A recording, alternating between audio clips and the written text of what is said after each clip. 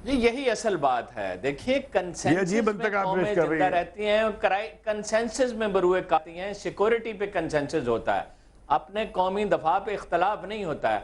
होता यह है कि जब कोई वाक़या होता है, सवालात उठाने में तो कोई हर्ज नहीं है, खुली बहस होनी चाहिए, ठीक है, लेकिन अपने अपने तस्सुबात के परचम लेकर अगर लोग आ जाएं, अगर एक मजहबी आदमी सिर्फ इसलिए टेररिस्टों की हमायत करे कि वो मजहब का नाम लेते हैं खुदा रसूल का, भाई वो कातिल हैं, फसाद फैला रहे हैं, इसी तरह अगर कोई आदमी सिर्फ इसलिए कर रहे हैं, उसमें तो terrorist with in the forces हमदर्दी वाले लोग मिल रहे हैं आपको। ये वो फोर्सेस के अंदर भी हों, जहां भी हों, फोर्स के अंदर अगर कोई पेनिट्रेशन हो सकती है, मुमकिन होती है। फोर्सेस में हमेशा गद्दार पैदा होते रहे सारी दुनिया में, ये कोई उजूबा वाकया नहीं, उसका जायजा लिया जाना चाहिए। जहां कोई ऐसी सूरत हो उसका ऑपरेशन किया जाना चाहिए, बिल्कुल ठीक है।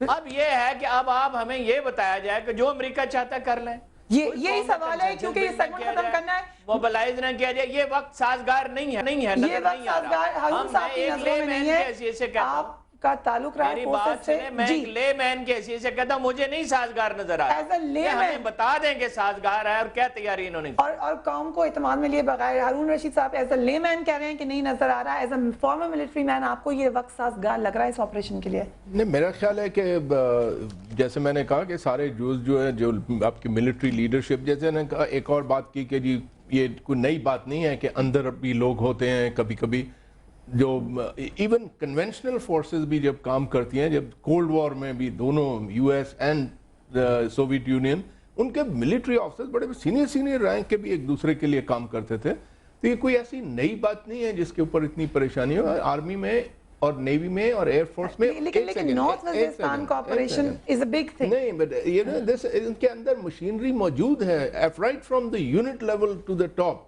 टू क्लीन अप ऐसे एलिमेंट्स जिनका मालूम लगे। ठीक है, बीच में इक्का दुक्का निकल भी जाएगा जिसका पता ना चले, बट द पॉइंट इज ऐसी चीज नहीं है कि ये मिलिट्री कैपेबिलिटी आपकी जो है ना सारी की सारी को ये एंकर कर सकती है। मिलिट्री मैन हमारे अंदर है, उनके होम ग्राउंड मैं समझता हूँ कि पाकिस्तान आर्मी ऑलरेडी ओवरस्ट्रेच्ड है, ऑलरेडी ओवरस्ट्रेच्ड है। आपको कहा जाता है कि इंडिया को आप भूल जाएं, इंडिया को, जो हमें कहते हैं इंडिया को भूल जाएं, उनको इंडिया को भी चाहिए कहना कि आप भी अपने फोर्सेस हमारे बॉर्डर से हटाएं तो सही। एक यूनिट नहीं मूव किए वहां से और आप कहते हैं इंडिया को भूल जाएं। Your answer is no. So I would say that it's the army that has to decide कि whether they can stretch to this limit or not. In my opinion, it's difficult. हारून रशीद साहब, इम्तियाज़ साहब, बहुत बहुत शुक्रिया हमें ज्वाइन करने के लिए। बहुत लंबी बहस है, मगर सवाल यही है कि वो दहशतगर्द जो इतना मजबूत हो चुका है कि जो हमारे इलाकों में आकर इतनी देर तक हमारी फोर्सेस को एंगेज रख सकता है, क्या उनके इलाके में जाकर इस जंग लड़ना कितना को ये वाइज फैसला है? इसके बारे में आप भी हमें फीडबैक दीजिएगा, मगर वक्फा लेंगे,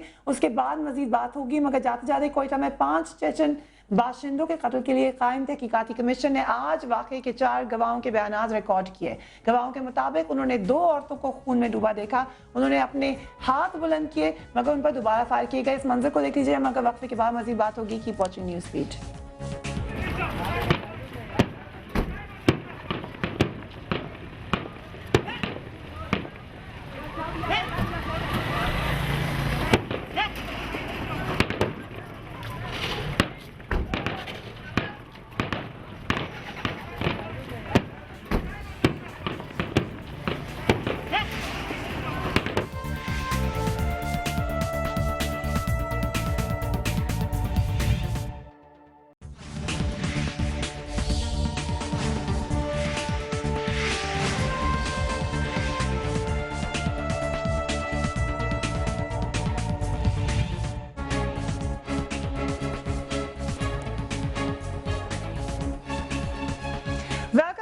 पाकिस्तान क्रिकेट के ऑलराउंडर और साबिक कप्तान शाहिद अफरीदी ने इंटरनेशनल क्रिकेट से रिटायरमेंट का ऐलान कर दिया है।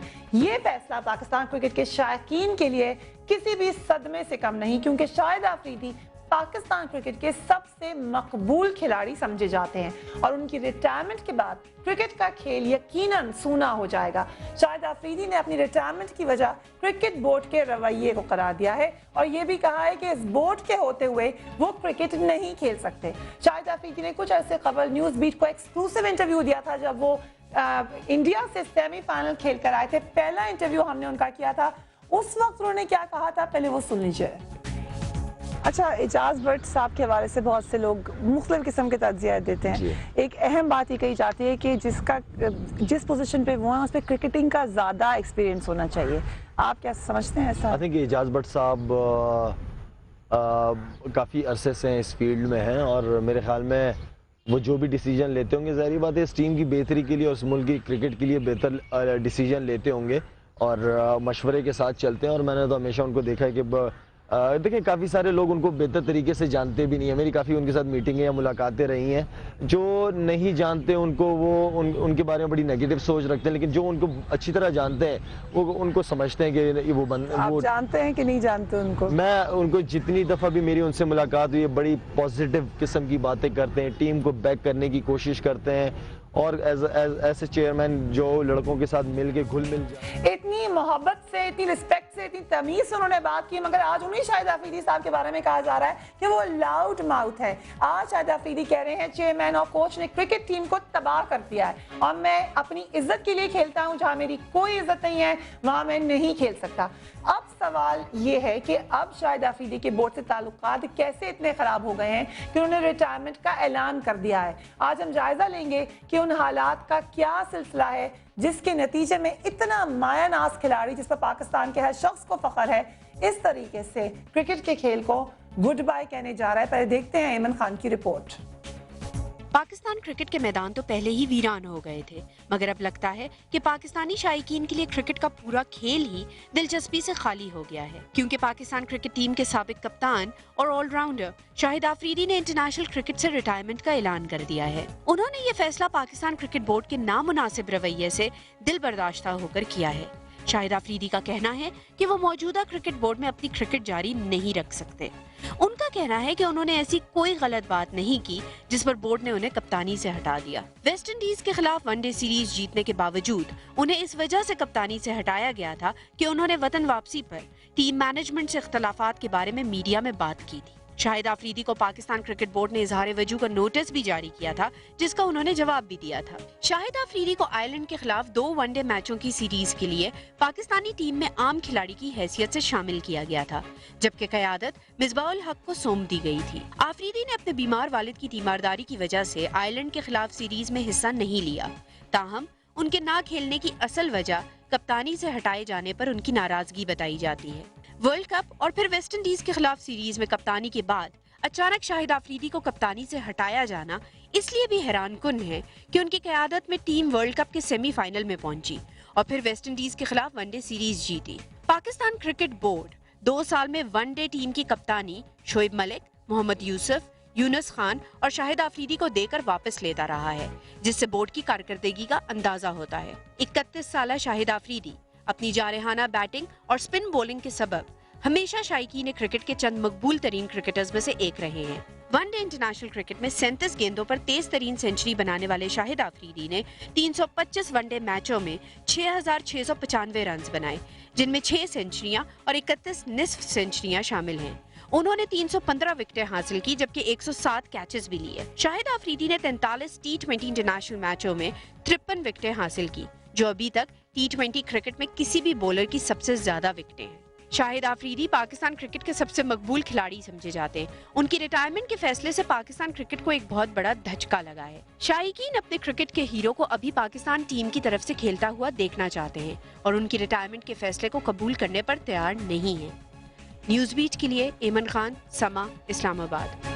हम एजाज भट्ट साहब के बारे में मुख्तलिफ एनालिसिस सुनते रहे, ये बात भी सुनते रहे कि उनका क्योंकि एक बहुत मजबूत गवर्नमेंट की तरफ से रिलेशनशिप है, इसे शायद सदर साहब उनके बारे में जो बातें की जाती हैं नहीं सुनते। मगर क्या शायद अफरीदी साहब की अब अपनी ज़बान खोलने से कोई ऐसा एक्शन लिया जाएगा? आप लोग क्या कहते हैं शाहिद अफरीदी के बारे में? कॉल लाइन्स आर ओपन, हमें कॉल कीजिए और बताइए कि शाहिद अफरीदी साहब के साथ इस वक्त क्या सलूक किया जा रहा है और क्या शाहिद अफरीदी साहब एक असूल के ऊपर खड़े हुए हैं और क्या पाकिस्तान को सुकून की जरूरत है? Call lines are open, you can call us and tell us about that. हम बात ही करें कि शाहिद अफरीदी साहब की रिटायरमेंट का फैसला इस वक्त पाकिस्तान के लिए कितना नुकसानदेह है। हमारे कॉलर हमें ज्वाइन कर रहे हैं, उनसे बात करेंगे। अस्सलाम वालेकुम जी, लाइन ड्रॉप हो गई है, हम कॉल लेने की कोशिश करें। डू कॉल अस अगर आप हमें बताना चाहते हैं और write to us on Facebook. हम बात ही करें कि शाहिद अफरीदी साहब जिन्होंने आज कल ये ऐलान कर दिया कि वो रिटायरमेंट लेना चाहते हैं। उनके इस फैसले से पाकिस्तानी क्रिकेट को कितना नुकसान होगा, हम इसी के लिए आपकी राय जानना चाहेंगे। Do write to us on our Facebook page as well, और हमें बताएं कि इस वक्त पाकिस्तान की क्रिकेट जो कि पहले ही हर तरफ से बिखरी हुई थी, खासकर से वर्ल्ड कप से पहले जब पाकिस्तान की टीम वर्ल्ड कप में जा भी रही थी, उससे पहले बहुत ज़्यादा उनके ऊपर चीटिंग के इल्ज़ाम लग चुके थे, एक इंटरनेशनल कॉन्स्पिरेसी करार दिया जा रहा था। उसकी मौजूदगी में क्या ये शाहिद आफरीदी साहब की कैसी पर्सनालिटी थी, हमें ज्वाइन कर रहे हैं। अस्सलाम वालेकुम। आप क्या समझते हैं शाहिद आफरीदी साहब की रिटायरमेंट के फैसले से पाकिस्तान क्रिकेट को कितना नुकसान हुआ है? बहुत नुकसान हुआ है जी। मेरे ख्याल में तो शाहिद आफरीदी जो है वो बड़े अच्छे कप्तान थे, और ये जो उन्होंने फैसला लिया है, हमने अवाम की हमारी पुरजोर फरमाइश है कि वो ये फैसला वापस लें। और इजाज भट्ट साहब जो ये कह रहे हैं कि वो उन्होंने उनका इस्तीफा कबूल कर लिया, इजाज भट्ट साहब को चाहिए कि वो उनका इस्तीफा ना कबूल करें और शाहिद आफरीदी जो है वो वापस आए। शाहिद आफरीदी साहब को ये पैगाम दिया गया। Thank you very much for joining us. हमारी कॉलर ने हमें ये कहा कि वो ये चाहते हैं कि शाहिद आफरीदी साहब वापस आए। हमने फेसबुक के ऊपर एक पोल भी खोल दिया है जिसमें हमें बताइए कि आप क्या समझते हैं इस स्टांस में, इजाज भट्ट साहब का ऐलान सही है या शाहिद आफरीदी साहब को वापस लाने के लिए ज्यादा काम करना चाहिए। शाहिद आफरीदी साहब के हवाले से आज इतना ही, कल मजीद इस पर बात होगी, मगर जाते जाते मैं आपको एक अहम इत्तला देती जाऊं कि आने वाले बजट में आम आवाम को शायद अब कोई भी इंटरेस्ट नहीं रहा। हमने मुख्तलिफ लोगों से बात की और लगता यही है कि आम आवाम ये समझती है कि आने वाले बजट से उनको कोई फ़ायदा होने वाला नहीं है। आप लोग क्या समझते हैं इसके बारे में? Do write to us. आम आवाम की आवाज़ हम आपको सुनाते रहेंगे। फरियाद इसमें टीम को इजाज़त दीजिए।